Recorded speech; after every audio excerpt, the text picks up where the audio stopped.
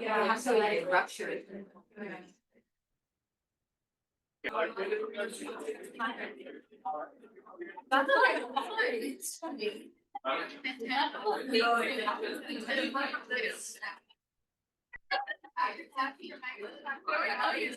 a lot of concepts and some concepts that we go over again. So for headaches, which includes the activity 1 and recall 1 and active learning 1, I would like to go over the primary headaches and the secondary headache. It is important to make differentiations between the symptoms, specifically the location of the headache, because you will have some questions that will start with a vignette. So any cranial headaches or half head headache are going to be migraine and cluster. The other type, usually in this case, tension type as a primary disorder, tension type headache, which is the most common, it's the most common type of primary disorder headache, is not going to be any cranial. It will be bilateral, and usually in the location is going to be like a band all over your head. So pathophysiology of migraine has two main things that we need to talk about. One is the cortical depression brevis, which is the wave that goes through the cortical, through the cortex, and it's going to be responsible of the pre-symptoms, like for example, the visual aura and migraines with aura. And the second one is the trigeminal vascular system that is going to be responsible of the specific type of pain that in this case it's going to be sharp, a very sharp and high scale pain. What hurts in the head? Well, meninges hurt. Those are the ones that are going to be innervated. The somatosensory part of the cranial nerve, but that type of pain, and it's basically the inflammation and the release of neuroactive peptides, specifically the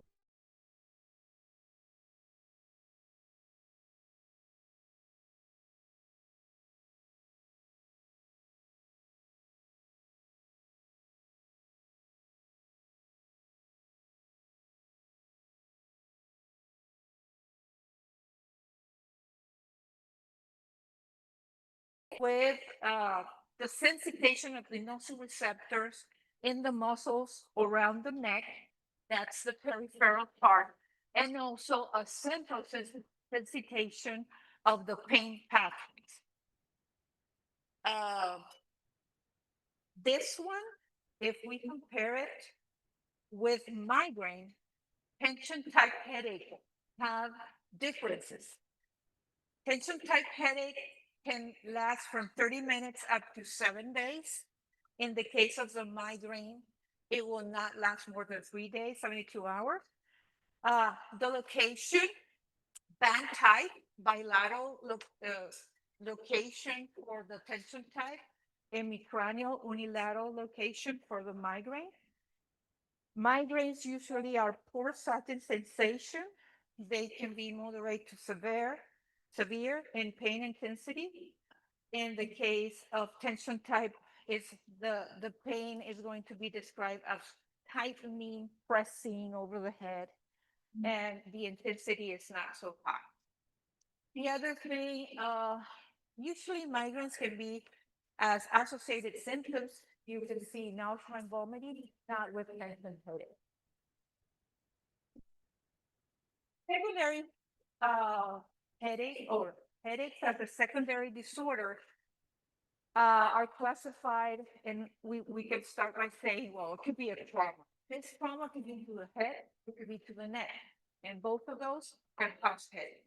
You can also have an infection of the meninges or infection of the parenchyma of the brain, meningitis or encephalitis. That could be a cause of headache. And we can have vascular and non-vascular, also other etiologies that have to do with homeostasis, metabolic disorders, electrolyte imbalance can also give you headache as a secondary cause, okay? Not primary. So one of the main secondary causes of headache as a secondary part of a disorder is going to be thunderclap headache. And this, of course, is mainly caused by cerebral hemorrhage, but can also be caused by other disorders, like the reversal cerebral vasoconstriction syndrome, or a thrombosis, a venous thrombosis, or any other type of problem, like a pituitary aplexy, apoplexy, or a cervical artery dissection. Either way, a thunderclap headache should be treated as a medical emergency, and we should proceed as it is, as an emergency. What is the pathophysiology if we're thinking about a subarachnoid hemorrhage? Well, the thing is, usually the etiology for a subarachnoid hemorrhage can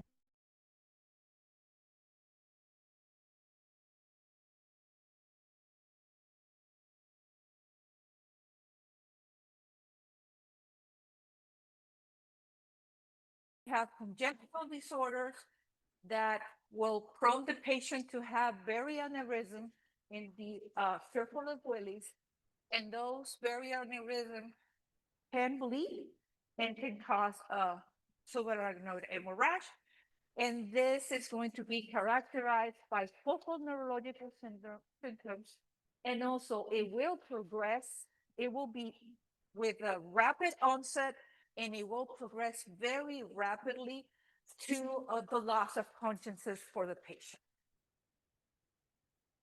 So in the case of thunderclap headache, the most important clinical manifestation is the way that it initiates and the way that it progresses very rapidly, if not unstable. The location of a thunderclap of headache can be bilateral or can be localized in each of any of the lobes of the brain. I'm going to change subject, and this review is going to be going very fast over and over different subjects. So in the case of secondary headache, meningitis will start by a colonization of the nasopharyngeal or the oropharyngeal mucosa, and it will rapidly reach the blood. Those bacteria will cross over the blood barrier of the central nervous system, and they will start an inflammatory process that is characterized by pro-inflammatory cytokines, inflammation due to the edema of the intracranial pressure. And when we have an increase of the intracranial pressure, the problem is that because of the elevated pressure, we can induce ischemic events secondary to that increase of the intracranial pressure.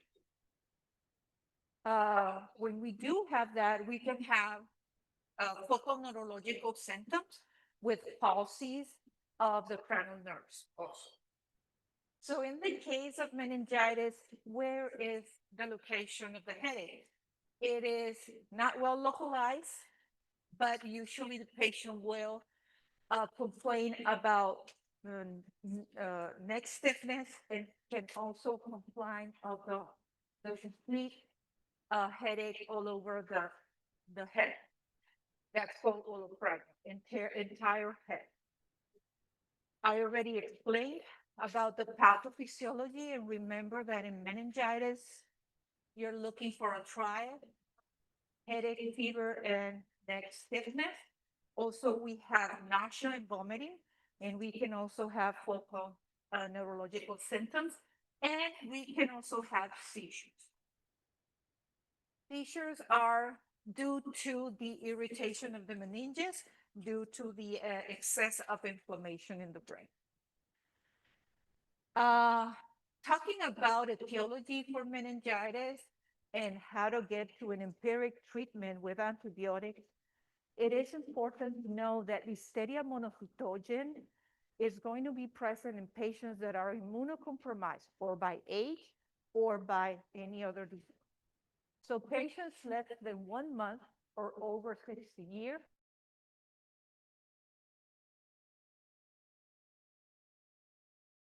patient or immunocompromised patient, you should think about using ampicillin because ampicillin, Listeria is sensible to ampicillin.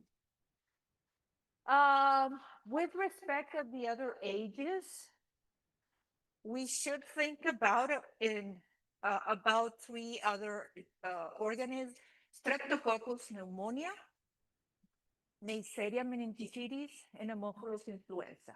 And I'm talking patients between 1 month and 50 years. What other organisms can we see in neonates? I can see Escherichia coli and also a Streptococcus, but in this case, Agalacti, it's another species. And over 50 years, I can, apart from Listeria, say Streptococcus pneumoniae, Neisseria meningitis, and I can also have Escherichia. Every time that you suspect, based on the age, that you have Streptococcus pneumonia, you should add vancomycin. Okay, the route of entry for the main 3 organisms that cause meningitis is going to be the upper respiratory system, and from there, it will reach the meninges and causing meningitis. In the case of encephalitis, that is not the case. We have different type of groups for encephalitis, and I will go over in a few minutes.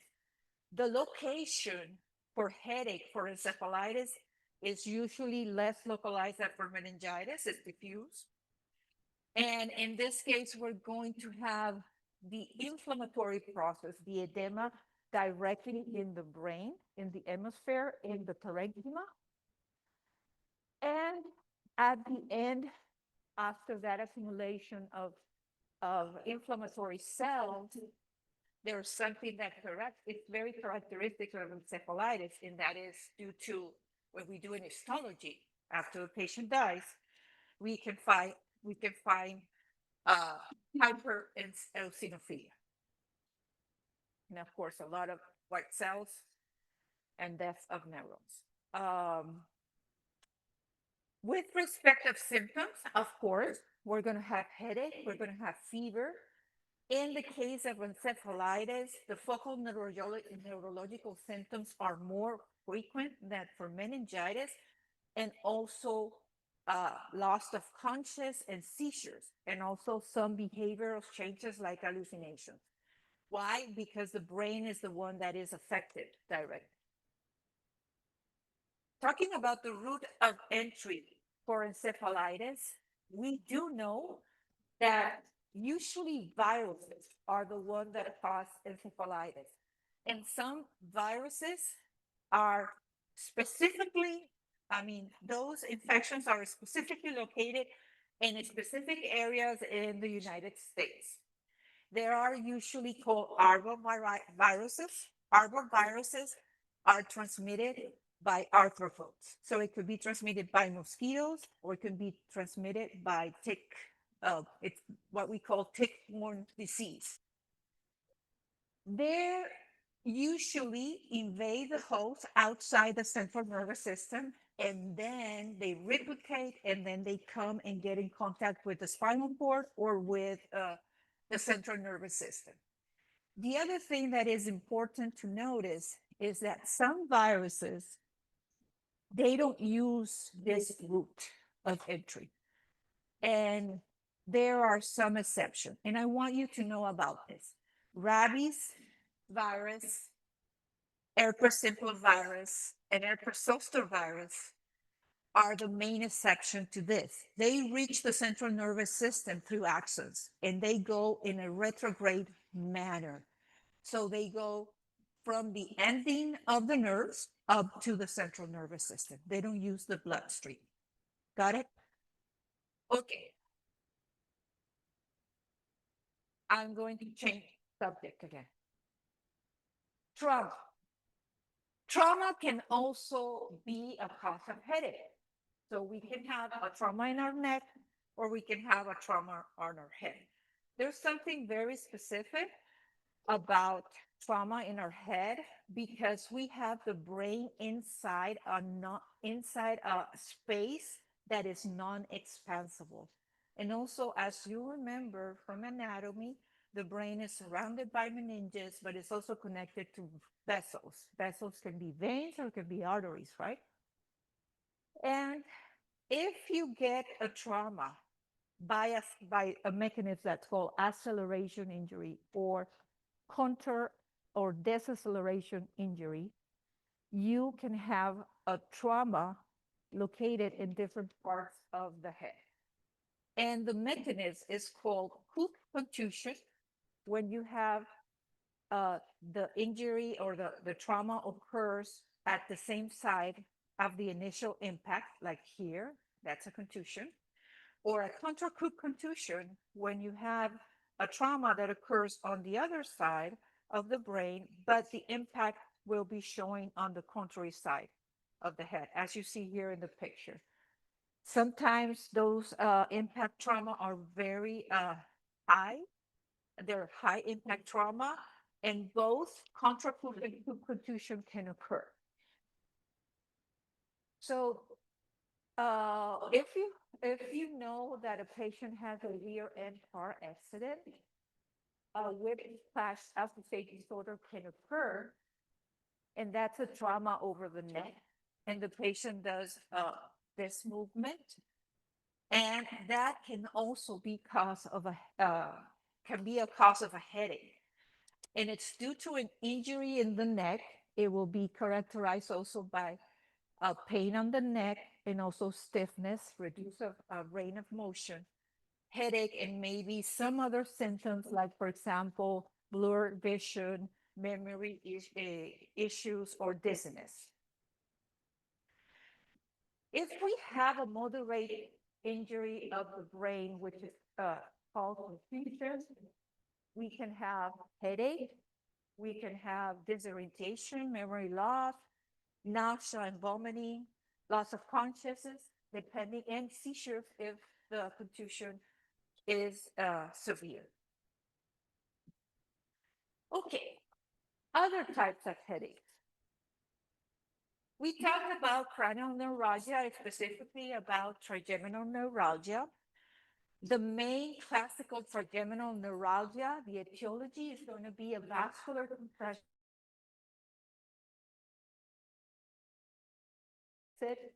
through three foramens, the orbital fissure, the foramen rotundum and ovale. It has three different branches. And usually the vessel that can compress the trigeminal nerve could be or the superior cerebral artery or the anterior inferior cerebral artery, the ICA or the superior one. So that's for neuralgia. Let me skip this. We also have trigeminal neuropathy. Trigeminal neuropathy, the etiology basically is going to be a viral infection. It also could be a trauma. Okay? Trigeminal neuralgia and trigeminal neuropathy, both of them can cause you pain, right? Now, we do know that pain is transmitted by two different pathways. We have a tract that's called neospinothalamic, which uses fibers that are myelinated, A delta fibers. They're very fast, and they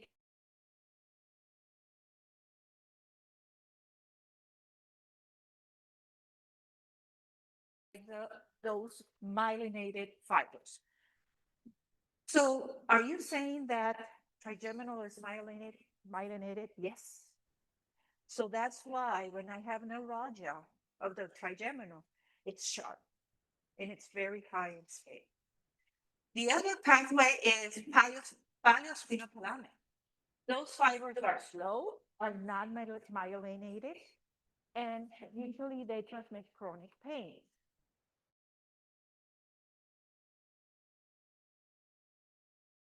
And usually emotional aspect of the pain. So if I have a pain in the visceral, maybe in my liver or my spleen, I'm not going to be able to localize exactly where that pain comes from. That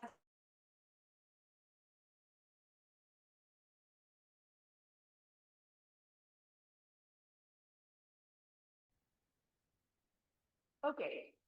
I know that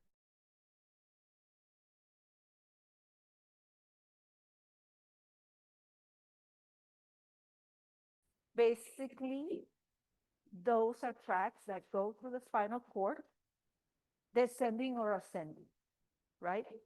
The descending ones are the motor, the ascending ones are the sensory. This is what you need to know. I want you to know the functions of each one of those tracks and where are they located in the spinal cord. And of course, if they descend or if they ascend. And in the case that they do a decussation, where is that decussation occurs? What I want you to know. So we already talked about spinothalamic, lateral, and ventral. And we also classify them as myelinated and non-myelinated. And we talk about the specific types of fibers that they have and their functions, right? Now, neospinothalamic with transmitted temperature and pain is located mainly in the lateral tract. And in the anterior tract, we're going to have the paliospinothalamic, okay? So this is dual, not very well located. This is pain and temperature, okay? We do have another tract that has to do with sensory, and that's the dorsal lemniscal column. That one is the one that is giving me proprioception. Proprioception, when I stand up with my eyes closed or open, I know where my knee is, I know where my elbow is. It is the location of my body. That's proprioception. I can also perceive vibration and also deep touch. There's one function that is not there. The discriminative between one point and another, it's also done by that tract. Now, descending tracts are motor, and I have a ventral part, and I have a lateral part for motor. The one that usually decussates close to the brainstem in the pyramids, it's going to be the lateral tract. The ventral tract usually does not decussate. For those two spinothalamic tracts, they cross at the level of the spinal cord, one or two levels above. And for the dorsal lemniscal column, they decussate in the medulla oblongata. Any questions? Are we good? We talked already about meningitis, and we talked already about that they are respiratory pathogens. They reach the meninges. We talked also about the route of entries for encephalitis. We were talking about arboviruses. And here, for example, some type of arboviruses, they produce calcification. Some types of other type of encephalitis virus, they produce necrosis. So imagine in the brain with calcification and necrosis. Of course, an encephalitis has, and also herpes simplex also produces necrosis. An encephalitis has a poor prognosis. If we compare meningitis with encephalitis, encephalitis has worse prognosis based on histopathology. Now, Lyme disease. You remember from dermatology Lyme disease? Well, and you talked about the lesions that are very characteristic over the skin. But guess what? Lyme disease can produce encephalitis, and it's going to be very serious. It is a subacute encephalitis. and the inflammatory. So remember, Lyme disease is produced by Borrelia. Borrelia, if you see it under the microscope, it's going to be characterized by spirochetas. So Borrelia burgdorferi will produce a lot of problems over the brain also, but it will not be acute. It will be subacute. So it will take its time. Main one, what is going to happen is that Borrelia is going to dissolve the myelin. Okay, that will be translated into symptoms with weakness, with ataxia, and it will suggest a demyelination disorder. Do you remember a demyelination disorder of the central nervous system that we talked about? What's the name? Multiple sclerosis. Okay, so Lyme disease can be confused with multiple sclerosis at the beginning. This is a chart where I did for you the whole etiology, difference between etiology, mode of transmission, risk factors, vaccine treatment, and the microorganisms that are involved. For meningitis and for encephalitis, please make sure to take a look at it, okay? Even though they can affect and have similar symptoms, they are very different. Usually meningitis are produced by bacteria. That doesn't mean we don't have aseptic meningitis due to viruses, but commonly we think about bacteria if we have a meningitis. And usually for encephalitis, mostly they are caused by viruses. If we go and interpret the results of CSF, if I have a bacterial infection, proteins are going to be elevated and the cell counts, majority are going to be white cells, but in this case, neutrophils, because the neutrophils are the main ones responsible for attacking bacteria. In the case of viral infection, I'm going to have a predominance of lymphocytes. And the other thing that is important is if I do a stain gram, it's going to be positive for bacteria, negative for viruses. Proteins usually are decreased or normal for viral infection. Can I do a CSF or lumbar puncture for subarachnoid hemorrhage? Yes, I can do it, especially if the MRI doesn't show any changes. I will look and take a look of the bloody type or cytokine of the liquid of the CSF, and also proteins are increased because of the presence of blood in the CSF. Okay, I'm changing subject again. Mononeuropathy. Mononeuropathy, we already saw what? Trigeminal neuropathy. Could be caused by compression, can be caused by infection, can be caused by trauma. But in this case, usually only for one nerve or only for one spinal nerve, one plexus, one peripheral nerve tract. It's only one. Now, for immunocompromised patients, usually if the patient is immunocompromised, I'm going to be seeing more polyneuropathy. So it's going to be affecting more than one nerve or more than one plexus. Mononeuropathy usually involves, if we have manifestations in the skin, it will involve one dermatome. The best example for mononeuropathy is shingles that is caused by the virus of chickenpox. And this herpes zoster virus will be latent for a lot of years in the posterior ganglia of the paravertebral column. Specifically in the sympathetic ganglia there, it will stay like latent there, and usually it will affect the thoracic segments. Or it can also affect the trigeminal, as we said before. In this case, there is an affection of trigeminal branch number 1. This is just important information. When we have patients with shingles, they can also be positive to other viruses, specifically Epstein-Barr viruses. Okay, rabies virus. This is one of the viruses that travel retrograde to the central nervous system, and usually it will progress very rapidly.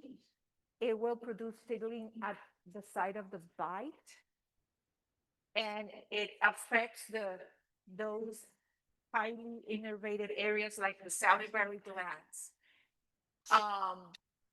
In the pathophysiology, this is one of the viruses that is going to produce inflammation of the encephalo, but also it can produce inflammation of the spinal cord. I will change subject again. Do we have any questions so far? We good? Okay. Disorders of the neuroinflammatory junction. The motor system starts in the primary motor cortex. We do have an accessory motor cortex also. And it descends through the spinal cord. And then it will reach the fibers very close to the muscle. In that junction is where these type of disorders occur. Okay? So neuromuscular junction disorders are lower motor disorders. Lower motor neuron disorders. Okay? So botulism, let me go back. Botulism, in this case, is going to be a problem at the presynaptic axon or the presynaptic membrane. And what occurs in that presynaptic membrane, I do have vesicles that has acetylcholine. And acetylcholine, usually one of the main neurotransmitters, they accumulate in the presynaptic in vesicles, and that vesicle should join to the presynaptic membrane and open up, as you see in the panel A, in order to release acetylcholine. What happens with botulism? Botulism is a bacteria that has a toxin. That toxin will not permit the union of the vesicle in the presynaptic membrane to fuse and exocytose the acetylcholine in the intersynaptic cleft. So if the acetylcholine does not reach the postsynaptic receptors, we won't have contraction of the muscle.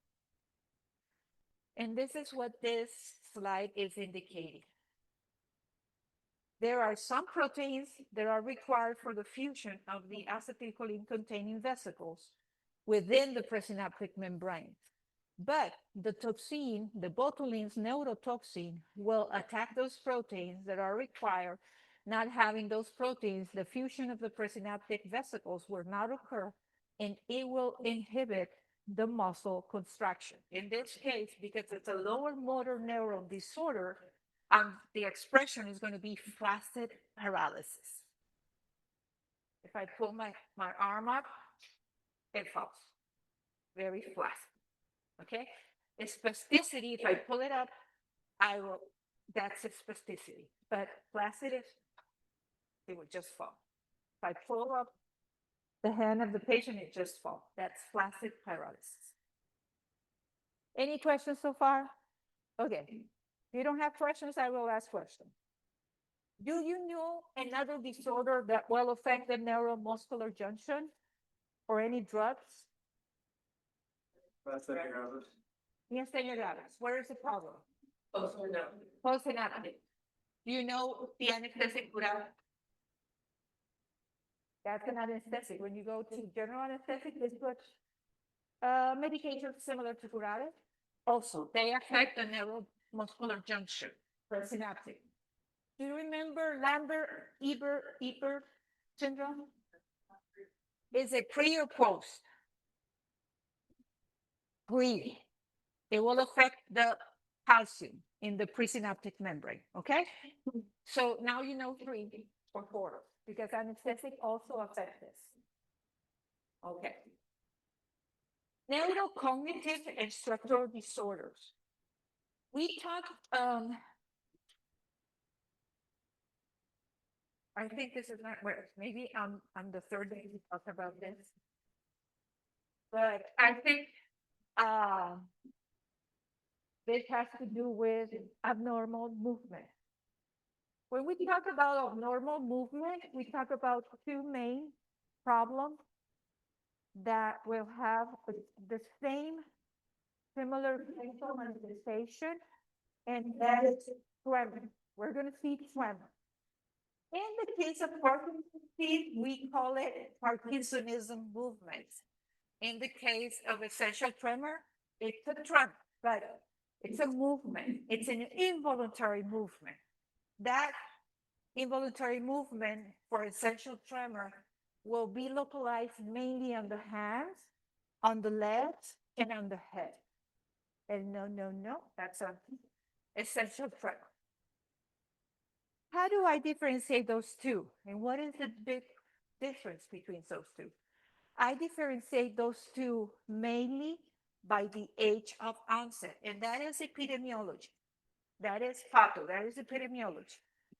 The age of onset for Parkinson or Parkinsonism movement or tremor during Parkinson is going to be in an elderly patient, but not for essential tremor. Essential tremor, I can have the appearance during the 2nd decade, or I can have the appearance during the 6th decade. The other thing is the gender. For essential tremor, I don't have any preference for gender, but in the case of Parkinson, I do have a male preference. The other thing that has to do with the character or clinical expression is Parkinsonism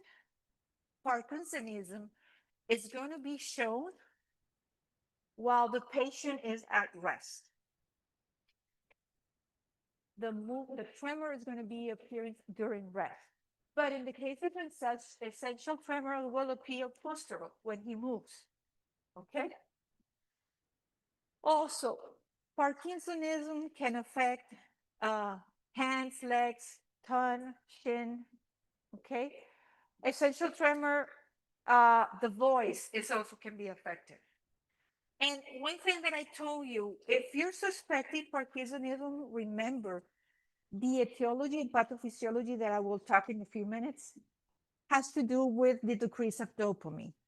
When we don't have dopamine, the movements are going to be very slow and rigid. So apart from tremor, I'm going to be having bradykinesia and rigidity. Genetically, which one is more related with genetic? It's going to be essential tremor. Almost 50% of cases are family, they have the same family history. In Parkinsonism, we do have genetic, but it's only 15%, after 50% of the cases. Okay, the problem in Parkinson is going to be dopamine depletion in the basal ganglia. And of course, we're going to have a disruption between the brain and the thalamus and the brain, motor cortex, and thalamus. I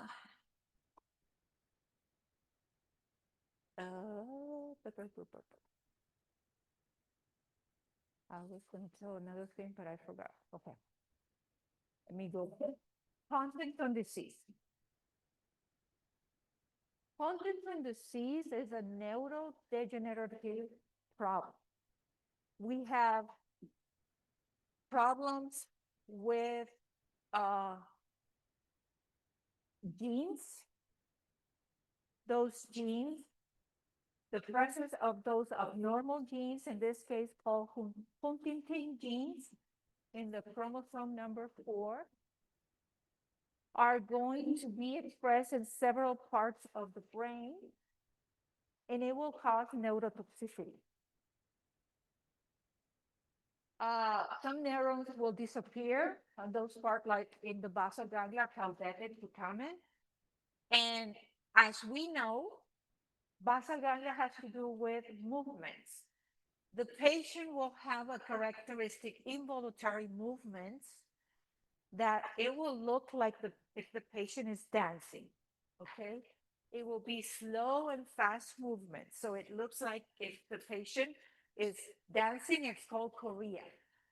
But patient will also have other things. Will have problems with speech, with balance. It cannot take care of himself in the daily activities. It will have also cognitive dysfunction, and it can have also psychiatric problems and behavioral symptoms.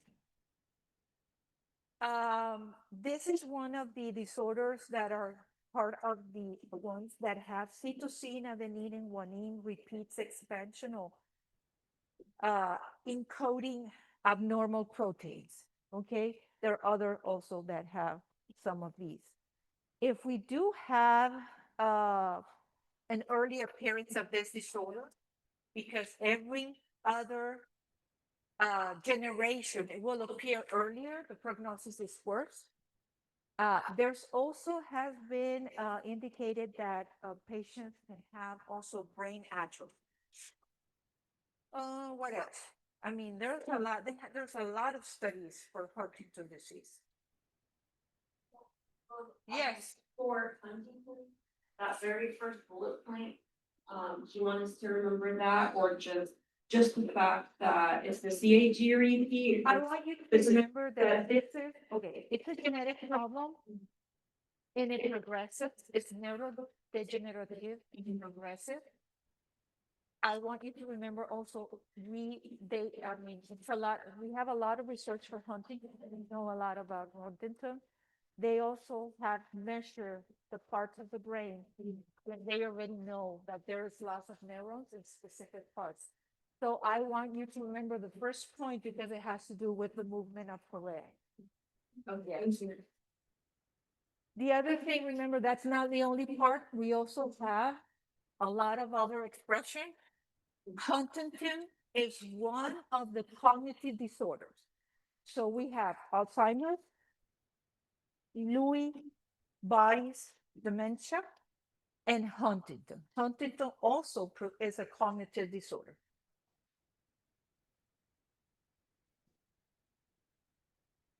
I want to talk about Parkinson's disease here and relate that Parkinson's disease with Lewy body dementia. Those two are related.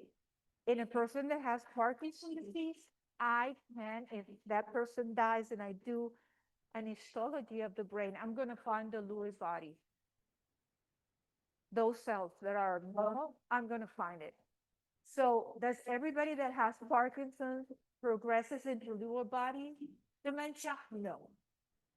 But some patients that has Parkinson's can progress and develop Lewy body dementia. Those two disorders are related. And they have to do with a protein that's called alpha-synuclein, okay? That are abnormal clumps of that protein. And the accumulation of that is called Lewy bodies. So Lewy bodies and alpha-synuclein are the same things, okay? Okay, Parkinson's disease also has a problem in a pathway that connects the substancia nigra with the stratum. Substancia nigra and the stratum, they need dopamine. They need dopamine so the movements can be a normal movement and not rigid, okay? So substancia nigra is like the main place where the problem of dopamine decrease occurs. I think we talked a lot about the other things. Yeah, I think the only thing I didn't say, we know a lot about the genetic of Huntington disease. Also for Parkinson, they have localized this gene that encodes for the abnormal protein, alpha-synuclein. In the case of the gene for Huntington, it's called HTT gene, and it's the one that encodes for the polyglutamine CAG repeats, and it's also called Huntington protein. This is the gene, and this is the protein. Okay. Of course, on both disease, those abnormal proteins will cause neurotoxicity where they appear. Okay. Changing subjects. Sorry. Pass the page. Okay. Vascular dementia is the second most common cognitive disorder. Which is the first one? Alzheimer's disease. Good. And after vascular, what is the third? Well, it could be in between Parkinson and frontotemporal. Okay? Frontotemporal is also a dementia. Because frontotemporal has an, I think it's an autonomic dominant also. Transmission. It's genetic also. So, what happens with vascular dementia? Vascular dementia occurs in those patients that have previously a vascular problem. They can have problems in the cardiovascular system, and they have problems in the vasculature of the brain. So that expression of that problem in the vessels will produce a slow flow of perfusion, or it can produce embolism. What can produce embolism? What pathology in the vessels you saw in cardiovascular that can produce embolism? Oh, no, yeah, you can have, no, but in the vessel. What is a long process? Atherosclerosis, exactly. So the main cause, lesion, main cause of vascular dementia is atherosclerosis. That's the first one. And the second one is the one that you said, cardioemboli. Okay? I had others. I can have vasculitis, amyloid, whatever. But those two, atherosclerosis and cardioemboli, are the main cause of vascular lesion causing vascular dementia. I do have risk factors, of course, advanced age, hypertension, any comorbidity like diabetes, hypercholesterolemia, sedentarism, high body mass or obesity, smoking, coronary artery disease, and atrial fibrillation that you mentioned. Those are risk factors. And the pathology can occur mainly in the small vessels, but it can also occur in the large vessels. It can be caused by hyperperfusion, and it can be caused by hemorrhage. So what do I have here? This little thing that I'm seeing here, those are focal infarcts very close to the ventricle, and this is what we call a lacunar stroke. Lacunar strokes occur mainly on small vessels. And the same risk factors that I have for vascular dementia usually apply to lacunar strokes. Okay, I'm going to change here subjects. Any questions so far? Do I still have time? I don't know how much time I have. Are we good? Do we continue? Yes? Okay. We did talk before about upper motor neuron lesions and lower motor neuron lesions. Upper motor neuron lesions are going to be characterized by spasticity, lower by flexidity. Okay?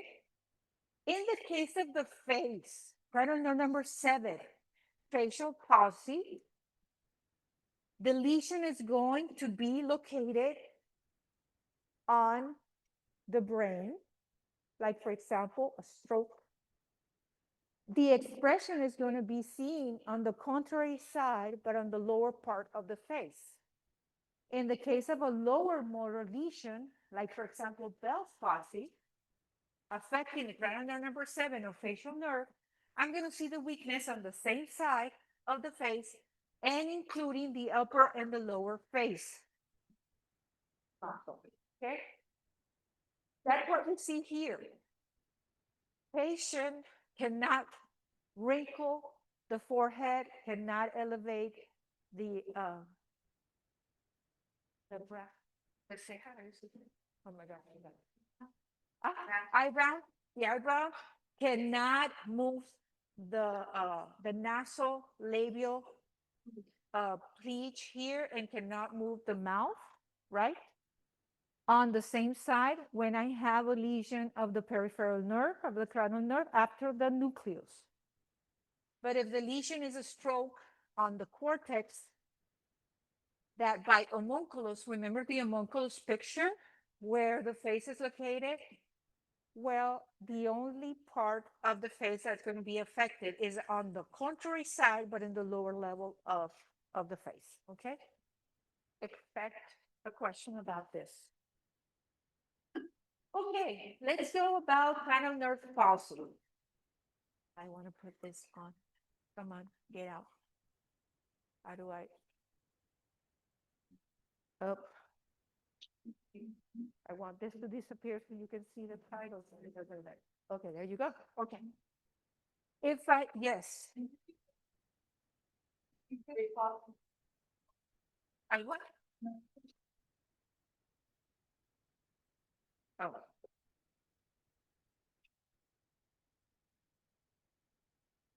Now, what I want is this to disappear, and sometimes, let me see, it doesn't disappear. So sometimes if I put it here, it disappears, but well, I'm sorry. I tried.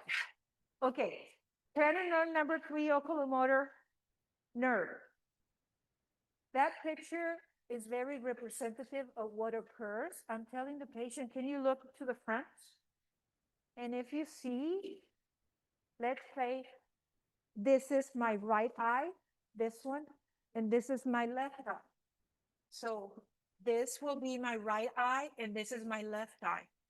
Please look to the front, and the patient is not able to look to the front, and the eye will be down and out. It will be out and a little bit out and down. And also, cranial nerve number 3 is the one responsible for constriction of the pupil. And I see that the pupil on the right side is midriatic. I have midriasis here. In this case, this is a normal shape of the pupil, and the patient is looking to the front.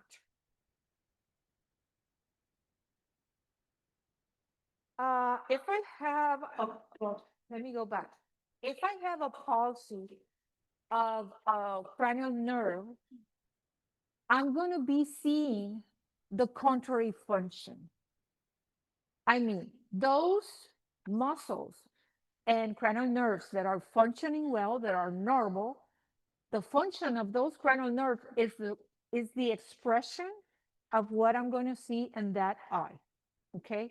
Usually I have cranial nerve palsy on one side, not on both. If I have on both, what will be your reasoning? What is occurring? Oh, this patient has palsy of several cranial nerves of the eyes. What will be happening? Because if I have only a lesion on one side, that's a focal lesion. That's only on one side. Maybe it's a focal lesion, but what happens when I have a global lesion? Oh, the patient cannot move the eyes in any direction. What will be your reason? What is occurring in the brain? A massive what? You said massive. What are you thinking, Kevin? Yeah, you're going good. You're good. You're good. I thought it was like, so if it's not focal, it's like something more global, so like a bigger, like a mass. It could be a global problem, right? It could be maybe a massive hemorrhage. It could be a global ischemia. Yes, or no? Yes or no? Yes, right? Okay. So where can I have the lesion of a cranial nerve? I can have a lesion of the cranial nerve in the motor cortex. I can have a lesion of a cranial nerve in the nucleus, or I can have a lesion in the peripheral. Yes or no? Yes, right? So if I have several cranial nerves palsy, I should suspect that the problem is a global problem. It's a global ischemia affecting several areas, maybe the motor cortex, or I can have an hemorrhage that's affecting a lot of other things, not both sides. Usually we see only one side. So in the case of cranial nerve number 4, only one side, cranial nerve number 4, trochlear nerve, will innervate the superior oblique. So the patient in this panel B, the right eye is this side, is going to be elevated and to the outside part, and the patient will tilt the head to the left.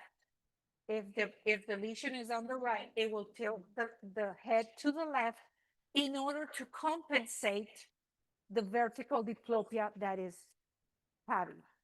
Okay? So when it will be worse? It will be worse because the patient cannot put the eyes towards the middle when he wants to descend the stairs. He will have problems descending the stairs. So that's the way. Cranial nerve number 6, horizontal diplopia. Cranial nerve number 6, I tell the patient, can you look to the front? Can you look to the right? Can you look to the left? Which eye is the problem? This is the right eye. This is the left eye. Is it on the right or on the left? On the first one, look to the front. This one, look to the right. Look to the left. Which eye has the problem? The right or the left? Who says right? Who says left? Left. Okay. Got the idea? Okay. So this is the problem. This eye, he's not looking to the front. He's not looking to the left. Okay? Here, no problem. But I'm looking to the front, looking to the left, he has a problem. Good. Cranial palsy number 10, vagus nerve. Normal motion, the tingling of the uvula and elevation of the palate, that's normal. But if I have a damage of this side of the cranial nerve number 10, the uvula will go towards the side that is normal. Okay? Okay, vascular disorders, day 5. We had a guest lecture. I will go over a little bit more over subarachnoid hemorrhage, telling you again about the etiologies. So how, every time I put here how, this is pathophysiology. How does it occur? It's due to a trauma that could be by acceleration or rotation. I can have implicated veins or arteries in this hemorrhage. And the thing is that if I'm suspecting subarachnoid hemorrhage, the blood is located in the subarachnoid space. So that means when I do an MRI, if I don't have enough blood, I'm not going to see it. Yes or no? So the blood is not in the parenchyma. The blood is not epidural. It's not subdural. It's just in the area between called subarachnoid space. Okay? What else? What happens with subarachnoid hemorrhage? The problem is that when I have blood in that space, it will increment the intracranial pressure because I'm incrementing one of the 3 things that I have in the brain. if I increment the volume of the CSF, or I increment the volume of the brain, or I increment the volume of any of the epidural subdural space, I can increment the intracranial pressure. Okay, here I have also a chart that you can go over about how and the way that it occurs. And what I want you to remember, epidural hematoma usually is due to a fracture in the temporal bone with the injury of the middle meningeal artery causing an epidural hematoma. The way that that happens is always usually by trauma. The patient loses consciousness very briefly, then it comes a lucid period, and then a rapid deterioration. In the case of subdural hematoma, it will be done by acceleration and deceleration, and it is caused by the rupture of the meningeal vein. So this is vein blood, and it can occur in alcoholic or elderly patients. It is more slow in progression than an epidural hematoma. Okay, and you know, subdural is a banana shape, or it's also called crescent, and the epidural is the lime shape, also convex or lens shape. Thank you, Dr. Joseph talked about that also. Okay, I can have a transient ischemic event, and I can have an infarction. Infarction is synonymous with cerebral vascular accident, is synonymous with stroke. Both events, transient or permanent, can have three mechanisms: embolic, lacunar, affecting the deep branches, the small vessel, and also the large, affecting the large artery. Okay, so it can occur directly in the deep vessel or small. It can occur in the large artery, or it can come from other part like the embolic. This is talking about the TIA. Okay, Kevin, this is what I was talking about. This is what I was talking about. You can have an hemorrhage that will affect globally the brain. You can have an ischemia that can affect globally the brain. So you can have a global problem, or you can have a focal problem. When we talk about focal, embolic, thrombotic, and lacunar, okay? Three types: embolic, thrombotic, and lacunar. Thrombotic, usually it is due to atherosclerosis. Lacunar will always affect small vessels. Embolic, usually the origin is the heart. Focal events usually are caused by hypertension. Now, global problems. Global problems can be caused when a person has an acute hemorrhage, had an accident, and maybe start bleeding because the femoral was broken and the bleeding is a lot. And they have hypertension. They can have ischemia in very specific areas. They are called the watershed infarcts or laminal necrosis, or maybe over some very specific cells like the pyramidal cell or the Purkinje cells. And it doesn't match when you go there and say, oh my God, but this patient is presenting symptoms affecting the anterior cerebral artery, the posterior cerebral artery, the middle cerebral artery. It doesn't match. Well, when the things doesn't match, it is usually a global problem. Okay. Now, let's go and review when I have anterior cerebral artery affection. This has to be related with a picture that's called the homunculus, and has to be related with brain arteries territories, brain territories. We know the anterior cerebral arteries supply the frontal lobe and part of the temporal, only a little part. So in the homunculus, the frontal lobe motor part, it is responsible for the movement of the lower limbs. So if I have a stroke, a focal stroke of the anterior cerebral artery on the right side, I'm going to be seeing hemiparesis on the lower limbs on the left side. Any questions about that? No, we're good. In the middle cerebral artery and posterior cerebral artery,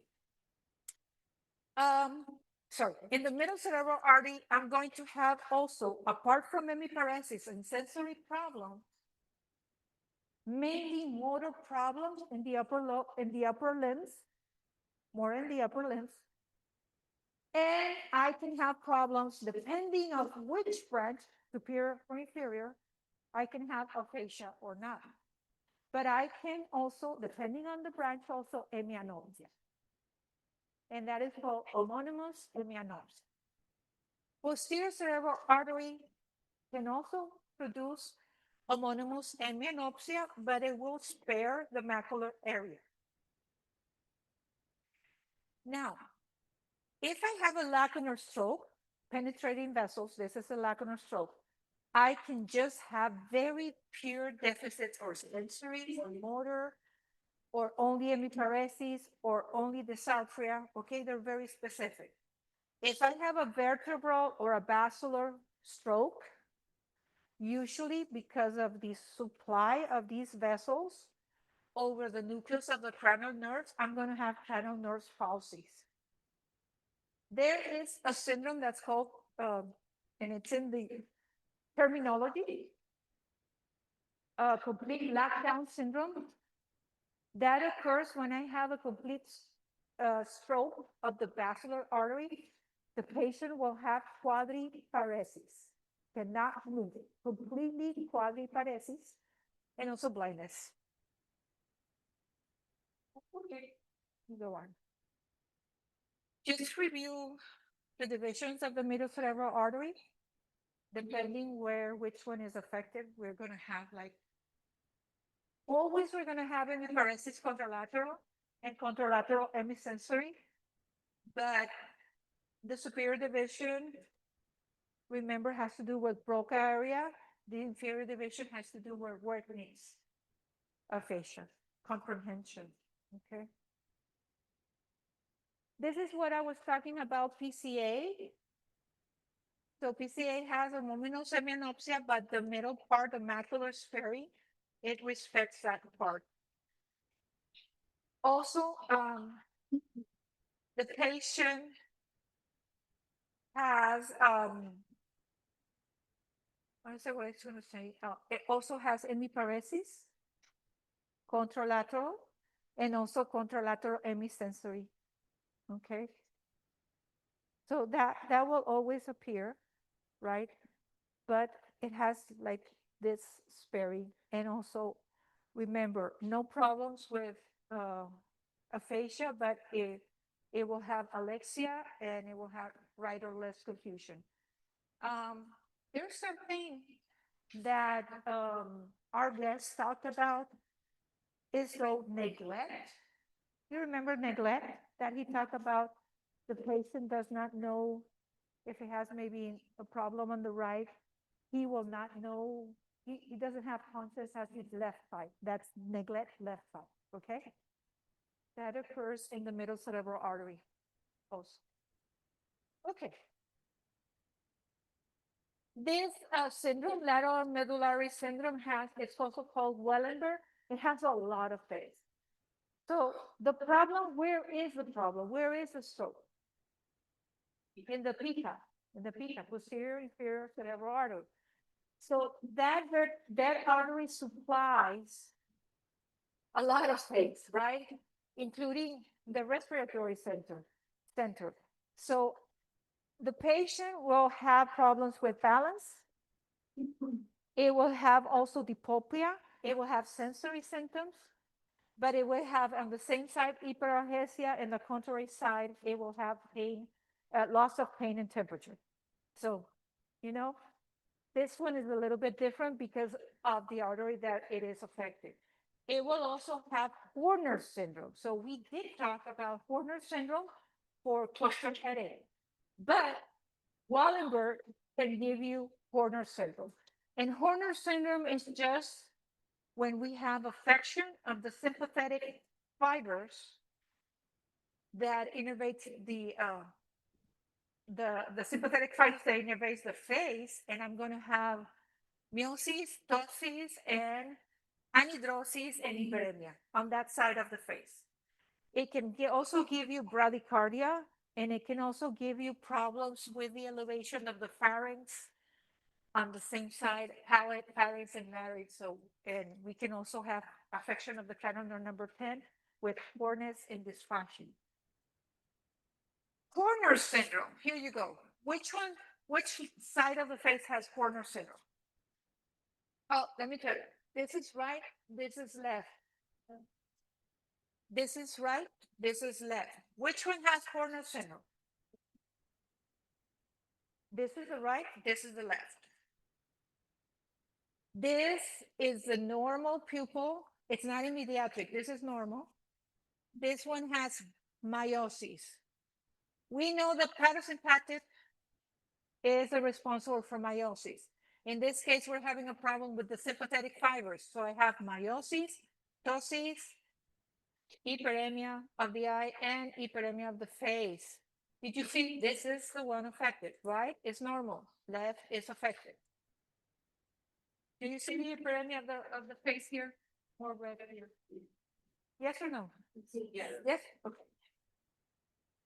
Okay, we already went over lacunar strokes. Lacunar strokes will give you specific areas affected. So we're going to have only sensory or only motor problems.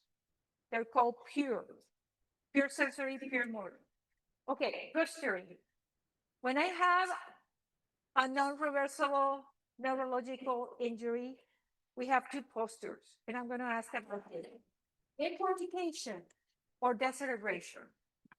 The cortex is responsible for the extension of the upper limbs and the flexion of the lower. If the cortex is not functioning, I'm going to have flexion of the upper limbs and extension of the lower. Cerebral hemisphere, internal capsule are damaged, I'm going to have a decorticated posture. In the case that I have a midbrain or a pons lesion, I'm going to have extension of the upper and the lower is also indicating a lower level under the red nucleus. This is how I see it. I have a flexure, decorticated posture response on the upper panel, and on the B panel, I have an extensor of both limbs in a decerebrated posture. Usually there is no reversible. They're not coming back. Okay. Okay, we talked a little bit about this. Remember that I asked you about where is Babinski present? Babinski is an expression of hyperreflexia. So if I have an upper motor lesion, the plantar reflex is going to be Babinski positive. If I have a lower lesion, Babinski is going to be normal. One of the examples of upper motor lesion is a stroke. It's a TIA. It's a lesion maybe in the basal ganglia. It's a lesion due to multiple sclerosis. That's an upper motor lesion. One expression of lower motor lesion is Guillain-Barré, is Myasthenia Gravis, is Bell's palsy. It's a mononeuropathy due to herpes zoster. It's an acoustic neuroma. Okay, those are lower motor lesions. We already talked about this. Myasthenia gravis, Lambert-Eaton syndrome, and botulism, right? That's neuromotor. Any questions about this one? Do we know that myasthenia gravis is mediated by autoantibodies against receptors in the postsynaptic membrane, and that will impede the fusion between the acetylcholine and the postsynaptic receptor? So it will produce what? Flaccid or spastic paralysis? Flaccid, good. Peripheral syndrome, which is a mononeuropathy of the medium nerve. It will cause It can be caused by trauma, it can be caused by a mass lesion, a compression, an inflammation of that, remember the reticulum? The retinaculum, under that retinaculum, flexor retinaculum, we have several fibers, tendons of the flexors of the hand, but I also have the medium nerve. So I can have an anatomic compression, I can have an inflammation, and that will damage my nerve, medium nerve, and all the specific area that is shown here, the patient will feel pain, will feel numbness, and it will follow the trajectory area of the medium nerve. That's carpal tunnel syndrome. Guillain-Barré etiology also is an autoimmune problem, but it will affect the myelin in the peripheral nervous system. The etiology, Campylobacter jejuni, which is an intestinal infection. That bacteria is present in cans. There are expired, homeless disease, by the way. People that are homeless, they can suffer of Guillain-Barré syndrome. Or it can be caused by a pulmonary infection by Mycoplasma pneumonia. Guillain-Barré can be caused by vaccines. It's rare. Can be caused by viruses. Yes, it could be caused by Epstein-Barr cytomegalovirus. So we have multiple etiologies. Guillain-Barré and multiple sclerosis, both of them are demyelinating diseases, right? So, but the difference is that in multiple sclerosis, the plaques are going to be mainly located on the central nervous system. In Guillain-Barré, the myelin that is lost is located in the peripheral nervous system. So what type of paralysis Guillain-Barré produce? Flaccid or spastic?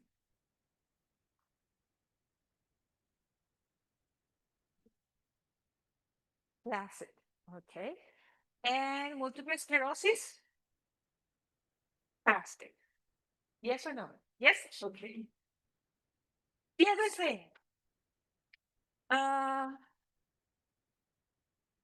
immune response, T and B lymphocytes, they attack myelin because they are confused. They mistake it. That's why this is an autoimmune problem.